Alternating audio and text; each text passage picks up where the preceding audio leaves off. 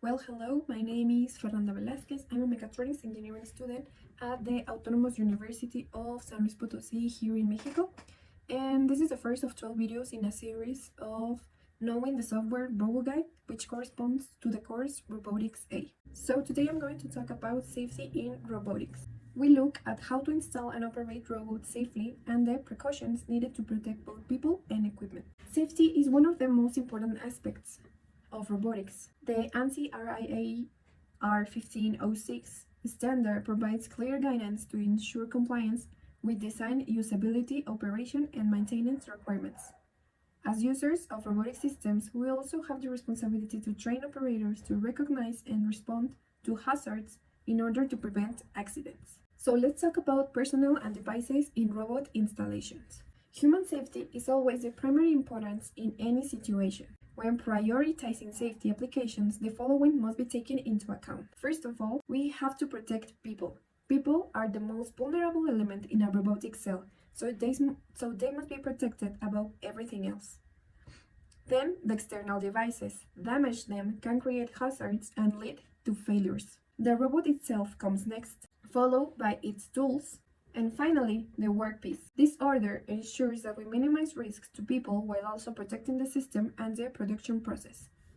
Following this order helps minimize risks while maintaining the integrity and proper operation of the robotic system.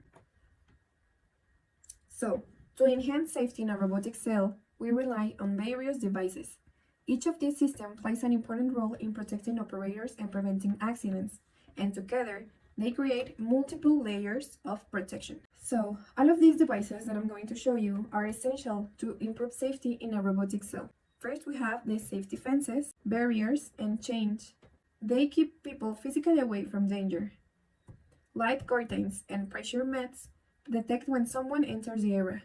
Interlocks ensure that wards and doors cannot be opened while the robot is moving. That's very important.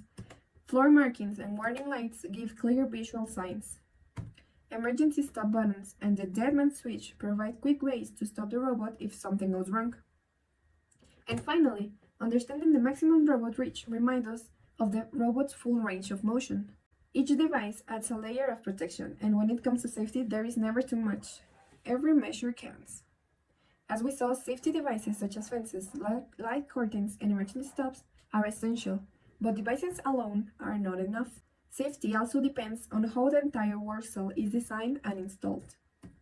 So, let's talk about the installation of a safe work cell and safety measures. In order to install a safe work cell, first we need to know that our personnel is trained by Fanuc Robotics. This is important because we are working with Fanuc robots. We have to use a lockout device with access code. This prevents an unauthorized or accidental activation of the robot. We have to use the anti-tie-down logic. This protects operators from being trapped by holding down controls. We need to observe what happens inside the cell. Continuous awareness helps detect risks early. We have to identify the work envelope. Knowing the robot full range prevents accidental contact.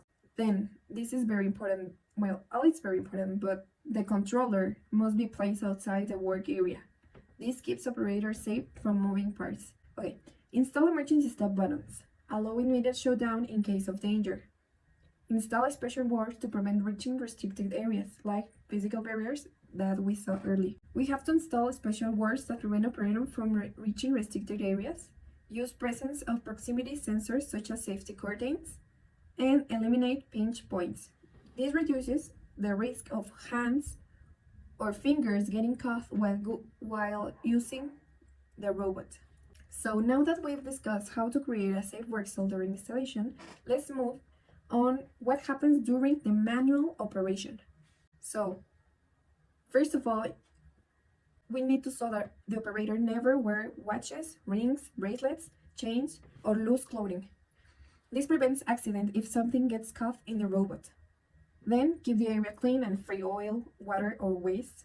Reduces the risk of slipping or losing control. Only enter for teaching. Check safety wards. Verify the deadman switch works. Set robot to tie 1 to tie 2 mode. This means it's not on automatic mode. This limits speed and movement during manual teaching, making it safer. We have to always carry the teach pendant. This keeps control of the robot in the operator's hands, and only the person with the teach pendant should be in the area. We have to test the program step by step.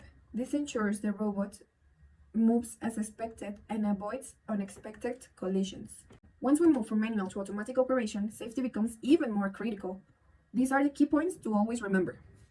First, verify that all safety measures are active. Double-check barriers, interlocks, and sensors before running. You have to be completely familiar with the work cell. Know how the robot interacts with external devices. You have to understand the program tasks before starting. We have to never enter the work area during automatic operation. Okay, in the manual we can enter to the area, but in automatic operation you can never enter. You have to identify switches, sensors, and control signals. This to be aware of how the system detects and responds. Do not assume that the program is finished if the robot is moving. And stay alert. Robot motion can always change. Stay alert. Robot motion can change. The robot may switch speed or direction suddenly. And never ever stop the robot with your body. You have to always use the emergency stop. Always use the design safety systems, never your hands or body. Inspection and maintenance require extra cautions because they involve working close to the robot and its components. Well, that will be all for today. Thank you for your time.